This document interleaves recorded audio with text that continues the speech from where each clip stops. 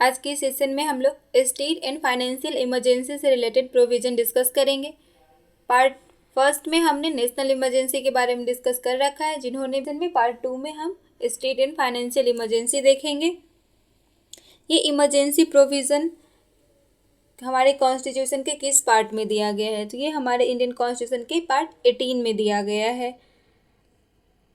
अब इस emergency provision रखने के पीछे का क्या उद्देश्य था, तो इसको हमने पार्ट 1 के क्लास में डिस्कस किया है। यहाँ भी मैं कि हमने पिछले वीडियो में डिस्कस किया है कि 3 तरह के इमरजेंसी प्रोविज़न होते हैं। इमरजेंसी प्रोविज़न कितने तरह के होते हैं? 3 तरह के। एक हमारा नेशनल इमरजेंसी, एक हमारा स्टेट इमरजेंसी एंड लास्ट हमारा फाइनेंशियल इमरजेंसी। ये आर्टिकल कितने में है? 352 में है, ये 356 में है और फाइनेंशियल इमरजेंसी 360 में है। तो 3 तरह के आपात की उपबंध हमारे संविधान में किया गया है। एक नेशनल इमरजेंसी, एक state emergency and last financial emergency.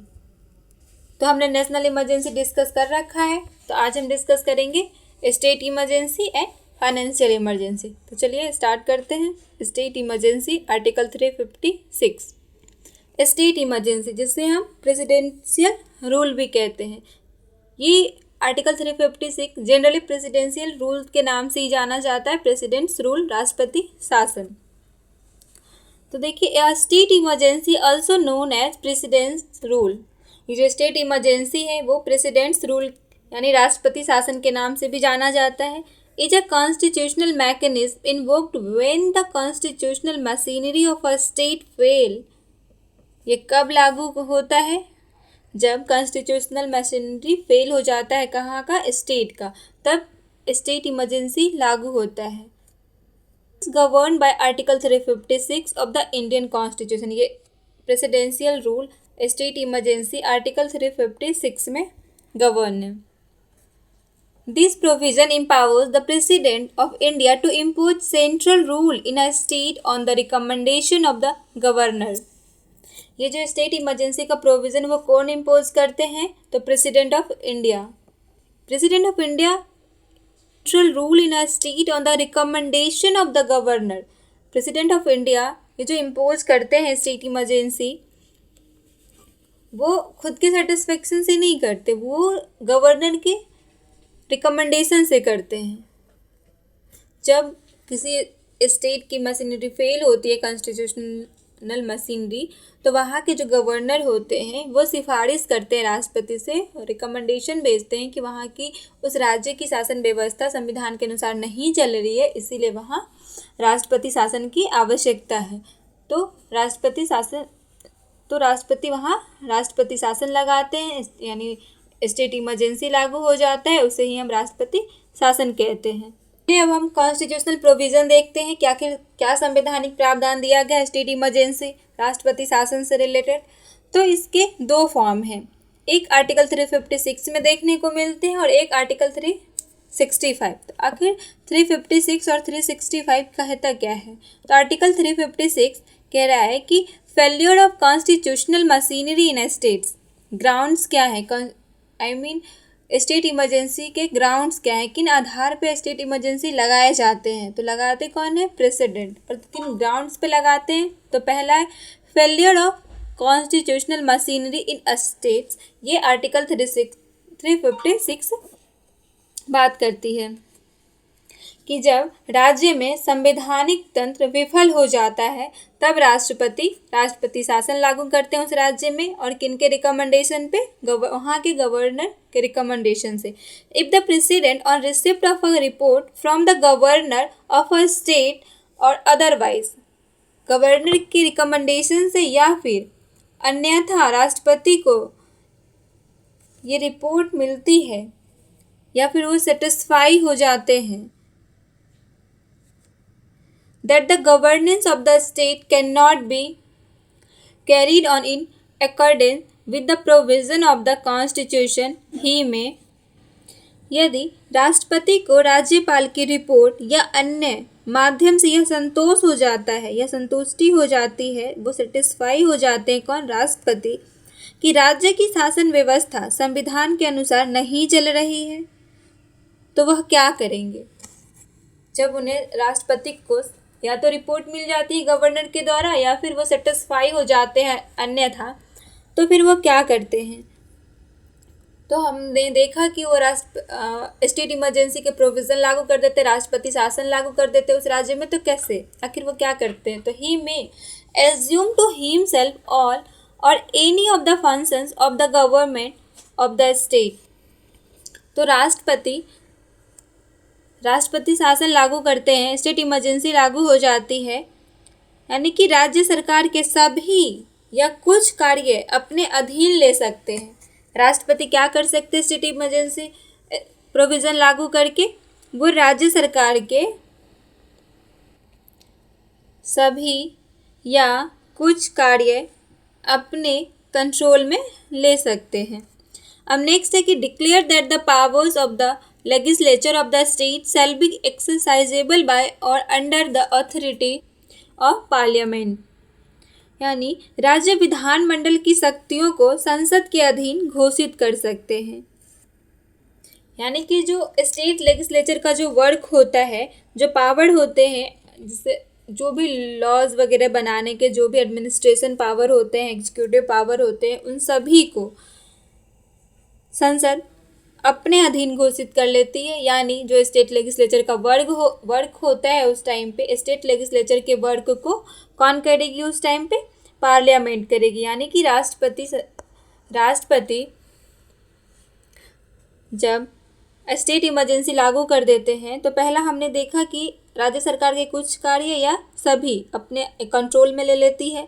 दूसरा क्या करती है कि जो स्टेट लेजिस्लेचर की पावर है उसको वो अपने कंट्रोल में ले लेती है, यानी कि जो भी एडमिनिस्ट्रेशन पावर है, लेजिस्लेटिव पावर है, जो भी पावर है स्टेट लेजिस्लेचर की, वो सारे पावर को वो अपने कंट्रोल में ले लेती है और वहाँ की सारी फंक्शन कौन परफॉर्म करती है? संसद परफॉर्म करती है। अब नेक्स्ट है कि आर्टिकल 365 क्या कहता है? हमने देखा कि दो ग्राउंड हैं जिन पे हम स्टेट इमरजेंसी लागू होता है, एक 356 में देखते हैं और एक हम 365 में देखते हैं। तो अब 365 क्या कहता है कि if a state government does not follow the direction of central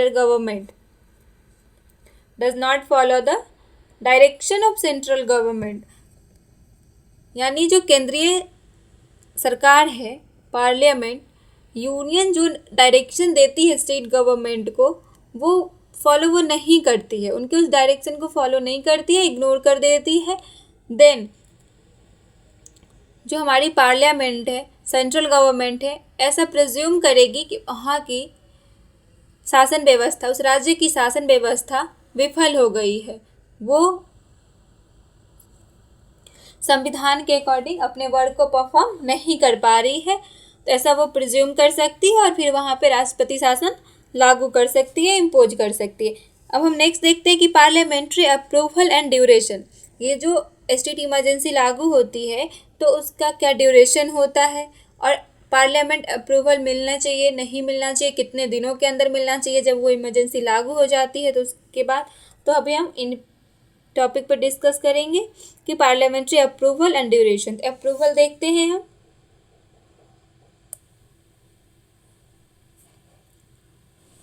कि if one's president's rule is need to be imposed within 2 months, parliament approval is needed by कि एक बार यदि राष्ट्रपति शासन लागू हो जाती है, इम्पोज हो जाती है, तो उसके 2 माह के अंदर पार्लियामेंट अप्रूवल ज़रूरी है, वो भी सिंपल मेजोरिटी से। कोई स्पेशल मेजोरिटी की ज़रूरत नहीं है। नेशनल इमरजेंसी में हमने देखा कि वहाँ पे स्पेशल मेजोरिटी की ज़रूरत होती है, बट स्टेट इमरजेंसी में सिंपल मेजोरिटी से अप्रूवल पास हो जाती है।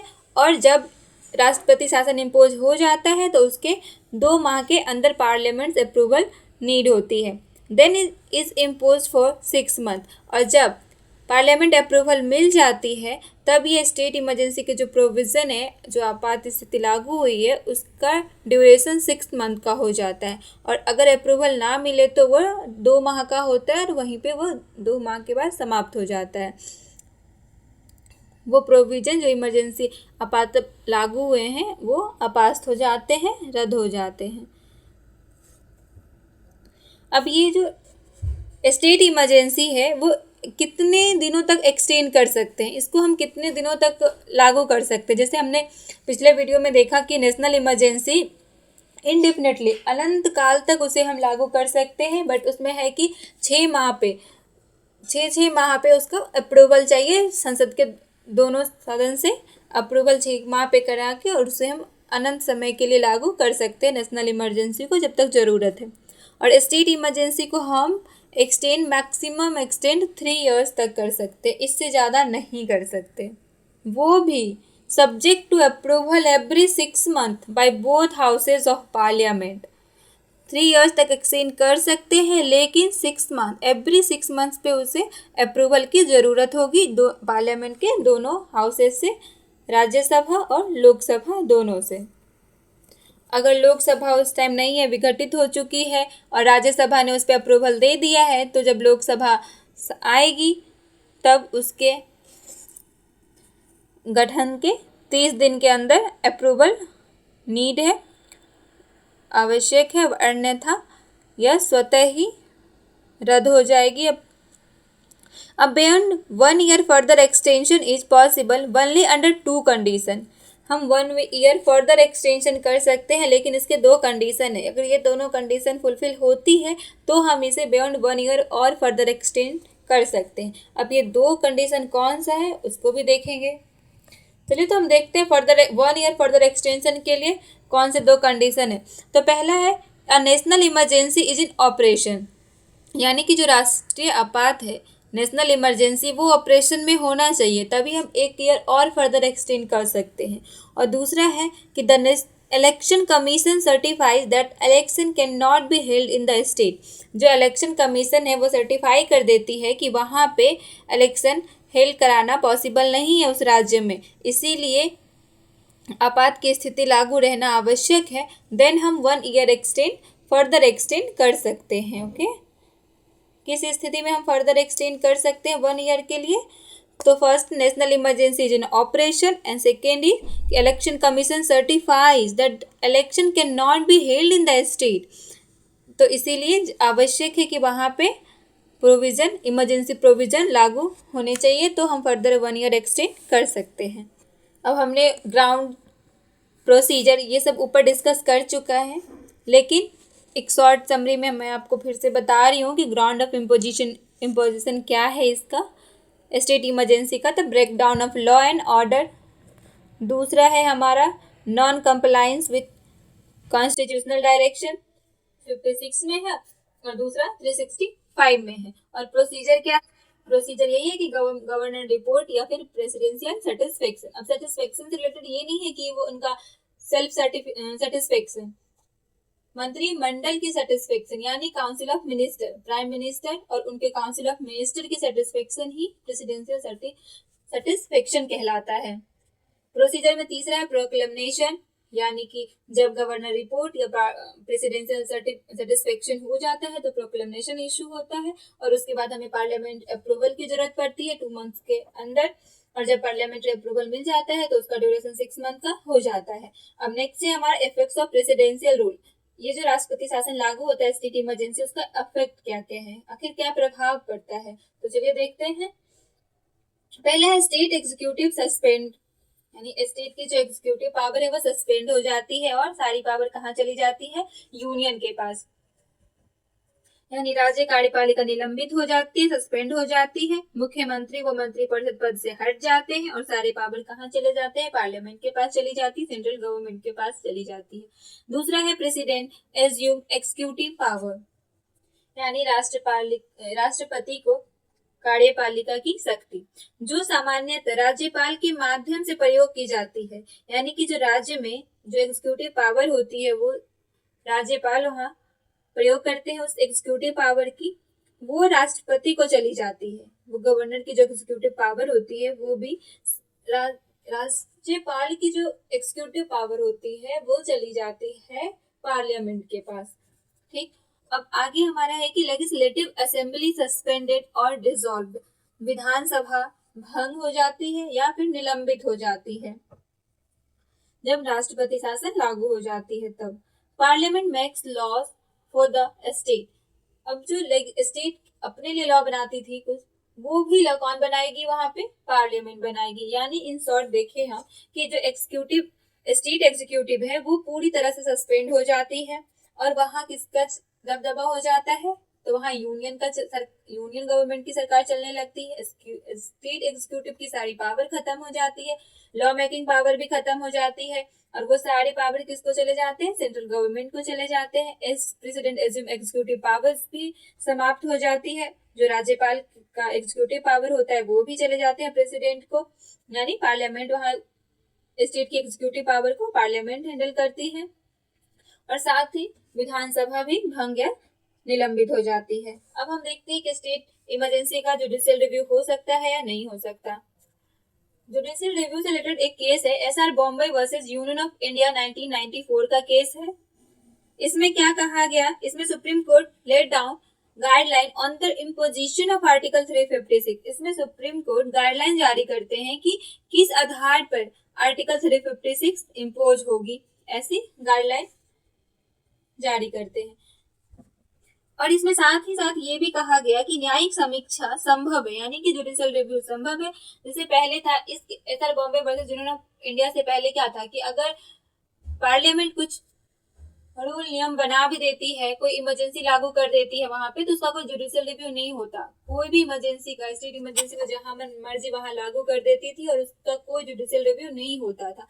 बट जब SR Bommai versus union of India 1994 का केस आया, उसमें कहा गया, गाइडलाइन दी गई, एक तो गाइडलाइन दी गई कि किस बेसिस पे इम्पोज होगा, और दूसरा साथ ही ये भी कहा गया कि जुडिशियल रिव्यू पॉसिबल है, संभव है, उसका होगा। राष्ट्रपति की संतुष्टि पूर्णतः निरंकुश नहीं है, उसका जो सेटिस्फेक्शन है वो पर्सनल सेटिस्फेक्शन भी हो सकता है, कोई राजनीति मुद्दे को लेके भी हो सकता है। तो इसीलिए जुडिशियल रिव्यू होगा, ये देखा जाएगा कि कहीं निरंकुश तरीके से राष्ट्रपति शासन तो राज्य पे इम्पोज नहीं कर दिया गया है। बहुमत परीक्षण सदन के भीतर होना चाहिए। सिंपल मेजोरिटी से तो पास होगी ही। अब सिंपल मेजोरिटी का क्या मतलब कि जितने उस टाइम पे संसद में उपस्थित हैं और जो वोट कर रहे हैं, प्रेजेंट मेंबर और जो वोट कर रहे हैं, और साथ ही जो वोट कर रहे हैं उनके सिंपल मेजोरिटी से, यानी इन दोनों के एड में दोनों को इंक्लूड करके हाफ से +1 मेजोरिटी होना चाहिए, उसी को हम सिंपल मेजोरिटी कहते हैं। और साथ ही अगर 356 का प्रयोग मनमाने या दुर्भावनापूर्ण तरीके से हुआ है, अगर पार्लियामेंट यानी कि राष्ट्रपति मनमाने ढंग से कर देते हैं, मिलाफाइड तरीके से राष्ट्रपति शासन लागू कर देते हैं, जिससे पर्सनल सेटिस्फेक्शन की वजह से, पर्सनल इशू की वजह से, कोई राजनीतिक मुद्दों की वजह से, जैसे अक्सर अगर अलग दल के नेता वहां पे हैं तो ये सब प्रॉब्लम देखने को अक्सर मिलती है। तो इन सब वजह से कि कहीं मिलाफाइड तो नहीं है, तो उसका जुडिशियल रिव्यू होना चाहिए, और होता है, और अब होगा एसआर बॉम्बे केस के बाद। अगर मेलाफाइड है तो वैसे इमरजेंसी को रद्द कर दिया जाएगा। संसद की स्वीकृति के बिना राष्ट्रपति विधानसभा भंग नहीं कर सकते, यानी जैसे कि हमने ऊपर देखा प्रोसीजर में कि लेजिस्लेटिव को वो सस्पेंड कर सकते हैं, निलंबित कर सकते हैं, लेकिन ये कब करेंगे, जब संसद की स्वीकृति होगी, संसद जब अप्रूवल देंगे, उनकी भी सहमति होगी, तब वो स्वतः नहीं कर सकते विधानसभा को भंग। और साथ ही हम बताइए कि क्या अभी तक स्टेट इमरजेंसी कितनी बार लागू हो चुकी है, तो स्टेट इमरजेंसी अभी तक 1950 के बाद मोर देन 100 टाइम्स।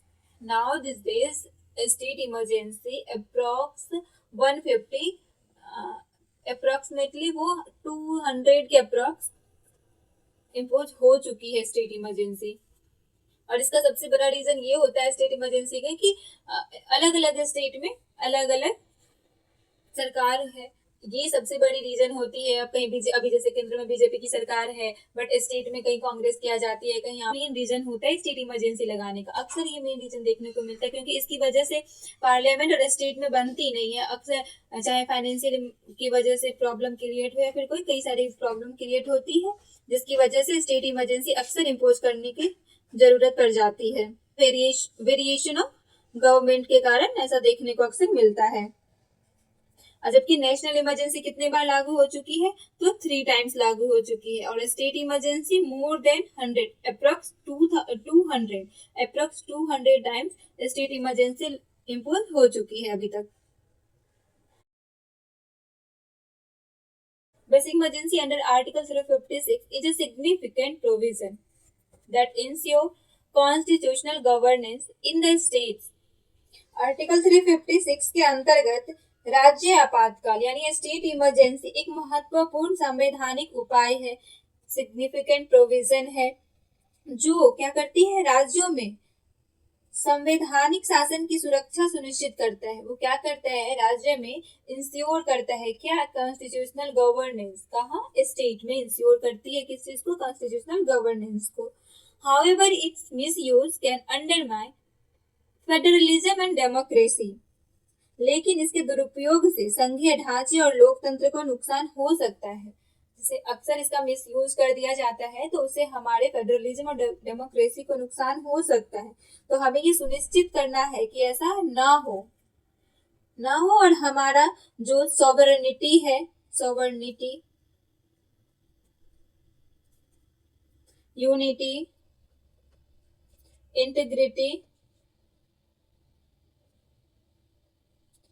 इंटीग्रिटी सुनिश्चित हो सके, क्योंकि आपात का प्रोविजन लाने के पीछे का उद्देश्य ही यही था कि हमारी राष्ट्र की संप्रभुता, एकता और अखंडता के लिए संघात्मक ढांचा आवश्यक है और उसके लिए केंद्र को मजबूत करना होगा, और जिसकी वजह से आपात का प्रोविजन लाया गया ताकि स्टेट में इंटरनल डिस्टर्बेंस जैसी प्रॉब्लम क्रिएट ना हो सके। तो चलिए, हमने स्टेट इमरजेंसी देख लिया। अब हम बात करेंगे किसके बारे में, फाइनेंशियल इमरजेंसी से रिलेटेड। जो फाइनेंशियल इमरजेंसी है वो हमारे कॉन्स्टिट्यूशन के पार्ट 18 के आर्टिकल 360 में दिया गया है।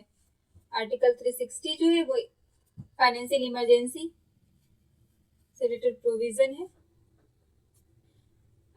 फाइनेंशियल इमरजेंसी बहुत छोटा है और इसके बहुत शॉर्ट में पढ़ने का रीजन ये भी है कि अभी तक फाइनेंशियल इमरजेंसी एक बार भी हमारे इंडिया में लागू ही नहीं हुआ है।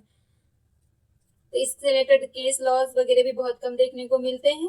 तो चलिए हम देखते हैं कि आर्टिकल 360 क्या है। Article 360 empowers the president to proclaim a financial emergency if he or she is satisfied that a situation has arisen due to which the financial stability or credit of India or any part of its territory is threatened। यानी article 360 जो है वो राष्ट्रपति को, यानी हमने देखा कि फाइनेंशियल इमरजेंसी लागू कौन करेंगे, तो राष्ट्रपति करेंगे, चाहे वो नेशनल इमरजेंसी हो, चाहे स्टेट इमरजेंसी हो, या फिर हमारा फाइनेंशियल इमरजेंसी। इसको इम्पोज करने का पावर किसको है, तो राष्ट्रपति के पास है। तो अनुच्छेद 360 राष्ट्रपति को वित्तीय आपातकाल यानी फाइनेंशियल इमरजेंसी की घोषणा करने का अधिकार देता है, इम्पावर करता है। यदि वह इस बात से संतुष्ट हो जाए, यानी राष्ट्रपति इस बात से संतुष्ट हो जाए कि ऐसी स्थिति उत्पन्न हो गई है। कैसी स्थिति उत्पन्न हो गई है, situation has arisen due to, कैसी स्थिति उत्पन्न हुई है, तो फाइनेंशियल स्टेबिलिटी और क्रेडिट ऑफ इंडिया और any part of its territory is threatened. यदि राष्ट्रपति इस बात से संतुष्ट हो जाए कि ऐसी स्थिति उत्पन्न हो गई है जिसके कारण भारत या उसके किसी भाग की वित्तीय स्थिरता यानी फाइनेंशियल स्टेबिलिटी या साख को खतरा हो सकता है, यानी कि भारत या उसके किसी भाग में ऐसी स्थिति उत्पन्न हो गई है जिससे वित्तीय स्थिरता यानी कि फाइनेंशियल स्टेबिलिटी में खतरा हो सकती है, तो वो क्या करेंगे, इस सेटिस्फेक्शन के बाद वो इम्पावर कर सकते हैं फाइनेंशियल इमरजेंसी वेस्ट इंडिया में या उसके किसी भाग में जहां ऐसी थ्रेटेन उत्पन्न होती है। अब फाइनेंशियल इमरजेंसी जब लागू हो जाती है तो फिर इसका ड्यूरेशन क्या है, इसके अप्रूवल का क्या कंडीशन है कि कितना टाइम पीरियड का अप्रूवल होना चाहिए अंदर, और फिर कौन करेगा, दोनों सदन की आवश्यकता है या नहीं, तो सिंपल मेजोरिटी से होगा या स्पेशल मेजोरिटी से होगा। तो हम इस पर डिस्कस करते हैं कि कॉन्स्टिट्यूशनल प्रोसेस क्या है इसकी अप्रूवल का। तो parliaments approval required with in 2 months with a simple majority. जैसे ही फाइनेंशियल इमरजेंसी इश्यू हो जाती है, इम्पोज हो जाती है, उसके 2 months के अंदर पार्लियामेंट अप्रूवल रिक्वायर्ड है। अगर 2 months के अंदर हम इसे अप्रूवल नहीं करवाते हैं तो यह स्वतः ही रद्द हो जाएगी विथ सिंपल मेजोरिटी। कोई स्पेशल मेजोरिटी की जरूरत नहीं है, सिंपल मेजोरिटी से हो जाएगी, यानी जो प्रेजेंट है मेंबर पार्लियामेंट में और जो वोट कर रहे हैं उनके ½ + 1 मेंबर से ही सिंपल मेजोरिटी से ये अप्रूवल मिल जाएगी। नॉट इवन इम्पोज्ड वंस, यानी कि ये अभी तक हमारे इंडिया में फाइनेंशियल इमरजेंसी एक बार भी लागू नहीं हुई है। अब ड्यूरेशन क्या है फाइनेंशियल इमरजेंसी का? तो फाइनेंशियल इमरजेंसी का जो ड्यूरेशन है वो 2 मंथ्स का है, यानी बिना पार्लियामेंट अप्रूवल के इसकी कितनी ड्यूरेशन है फाइनेंशियल इमरजेंसी की? तो 2 मंथ्स का। और अगर अप्रूवल मिल जाती है after being approved by the parliament, financial emergency last इंडेफिनिटली, यानी कि अनलिमिटेड, इसकी कोई लिमिट ही नहीं है। अप्रूवल के बाद आप कितनी ही समय के लिए, असीमित के लिए, अनलिमिटेड पीरियड ऑफ टाइम के लिए आप इसे लागू कर सकते अंटिल इट इज कैंसिल्ड। जब तक इसे हम खुद कैंसिल नहीं करते तब तक हम इसे असीमित समय के लिए लागू कर सकते हैं, being after being approved by the parliament, approval मिलने के बाद। बट हाँ, कंडीशन है कि एवरी 6 मंथ पे अप्रूवल जरूरी होगा, और ऐसे बिना पार्लियामेंट अप्रूवल का इसका ड्यूरेशन 2 मंथ का होता है। अब बात आता है क्या क्या फाइनेंशियल इमरजेंसी रिवोक हो सकता है, विड्रॉ हो सकता है? तो हाँ, हो सकता है। By issuing another proclamation to the effect the president may declare the emergency to be over, यानी फाइनेंशियल इमरजेंसी भी रिवोक हो सकता है, विड्रॉ किया जा सकता है। और ये कौन करेंगे? तो ये भी प्रेसिडेंट ही करेंगे। बाय इशूइंग अनदर प्रोक्लेमेशन, जैसे फाइनेंशियल इमरजेंसी लागू होता है और उसे हम विड्रॉ करना चाहते हैं, रिवोक करना चाहते हैं, तो एक दूसरा फर्दर प्रोक्लेमेशन इशू करके हम इसके इफेक्ट को खत्म कर सकते हैं, इसे रिवोक कर सकते हैं। और ये करेगा कौन? तो प्रेसिडेंट करेंगे। वे declare the emergency to be over, इसको समाप्त करने के लिए। Does not need parliamentary approval, इसे समाप्त करने के लिए कोई पार्लियामेंट्री अप्रूवल की जरूरत नहीं है। राष्ट्रपति स्वतः ही एक फर्दर प्रोक्लेमेशन इशू करके इसे समाप्त कर सकते हैं। हम इफेक्ट्स को देखते हैं कि इफेक्ट्स ऑफ फाइनेंशियल इमरजेंसी क्या है। इमरजेंसी प्रोविजन लागू तो हो गया, अब इसके कुछ इफेक्ट्स भी होंगे, तो हम इफेक्ट्स के बारे में डिस्कस करते हैं। The centre can issue direction to the state to observe financial property, क्या है? यानी वित्तीय आपातकाल जब लागू हो जाते हैं, फाइनेंशियल इमरजेंसी जब इम्पोज हो जाते हैं, तो कई सारे परिणाम देखने को मिलते हैं, इससे कई सारे कॉन्सिक्वेंसेस देखने को मिलते हैं। इसके कई सारे कॉन्सिक्वेंसेज है, जिसमें से एक है executive authority of the union, जिसमें हमको देखने को मिलता है। तो पहला कॉन्सिक्वेंसेज हमें देखने को मिलता है कि the centre can issue direction to the state, state को डायरेक्शन दे सकती है सेंटर, क्या चीज के लिए? ऑब्जर्व फाइनेंशियल प्रॉपर्टी, यानी कि वित्तीय अनुशासन का पालन करने हेतु सेंटर राज्य को निर्देश दे सकती है। किसमें? फाइनेंशियल इमरजेंसी जब लागू हो जाती है तब। और दूसरा हम देखते हैं कॉन्सिक्वेंसेज क्या है। एंड दूसरा कॉन्सिक्वेंसेज हमारा है the president may direct the state to reduce salary and allowances of government employees including high court and supreme court जजेस, यानी कि राष्ट्रपति स्टेट को ये भी डायरेक्ट कर सकते हैं, डायरेक्शन दे सकते हैं कि उनके जो एम्प्लॉयज है, यानी कि जो स्टेट गवर्नमेंट की एम्प्लॉयज है, उनके सैलरी और अलाउंसेस में भी रिड्यूस करे। और साथ ही जो हाई कोर्ट और सुप्रीम कोर्ट जजेस के भी सैलरी और अलाउंसेस रिड्यूस किए जा सकते हैं जब फाइनेंशियल इमरजेंसी इम्पोज होती है कहीं तो। एंड नेक्स्ट है the money bill. Third consequences क्या है? द मनी बिल और other financial bill of the state may be required to be reserve for the president consideration. जो स्टेट की मनी बिल होती है, फाइनेंशियल बिल या फिर कोई फाइनेंशियल बिल है अगर, तो उसे रिजर्व करने को भी प्रेसिडेंट रिक्वायर्ड कर सकते हैं कि उसे रिजर्व करो, ऐसा भी आदेश दे सकते हैं। तो ये हमारा था इफेक्ट्स ऑफ फाइनेंशियल इमरजेंसी, जो executive authority of the union था और दूसरा लेजिस्लेटिव कंट्रोल भी था। अब हम आगे इसे कंक्लूड करके खत्म करते हैं, क्योंकि इमरजेंसी फाइनेंशियल इमरजेंसी पे ज्यादा कुछ अमेंडमेंट या केस लॉज नहीं है, अभी तक ये लागू ही नहीं हुआ है एक बार भी, इसलिए तो इसको हम कंक्लूड कर सकते हैं कि the provision of financial emergency is a precautionary tool designated to uphold India's financial discipline and economic security. जो प्रोविजन ऑफ फाइनेंशियल इमरजेंसी है, वित्तीय आपातकाल का प्रावधान, एक सावधानिक उपाय है, यानी प्रिकॉशनरी टूल है, जो भारत की आर्थिक सुरक्षा और अनुशासन को बनाए रखने के लिए बनाया गया है। और ये टूल किस लिए डेजिग्नेटेड किया गया है? तो uphold India's financial discipline and economic security के लिए जेन्युइनली फाइनेंशियल इमरजेंसी बनाया गया है, और ये प्रिकॉशनरी टूल है। आई होप आपको ये वीडियो अच्छी लगी हो तो आप एक लाइक शेयर कमेंट जरूर करें, और आप अगर वीडियो नए हैं चैनल पे तो आप इसे सब्सक्राइब करते जाएं और साथ ही बेल आइकन प्रेस कर ले ताकि जो भी वीडियो अपलोड हो आप तक नोटिफिकेशन चला जाए। और अगर आप हमसे किसी और प्लेटफॉर्म से जुड़ना चाहते हैं तो इसके डिस्क्रिप्शन बॉक्स में टेलीग्राम चैनल का लिंक है, आप वहां जुड़ सकते हैं। तो चलिए मिलते हैं नेक्स्ट वीडियो में, तब तक के लिए take care and bye bye.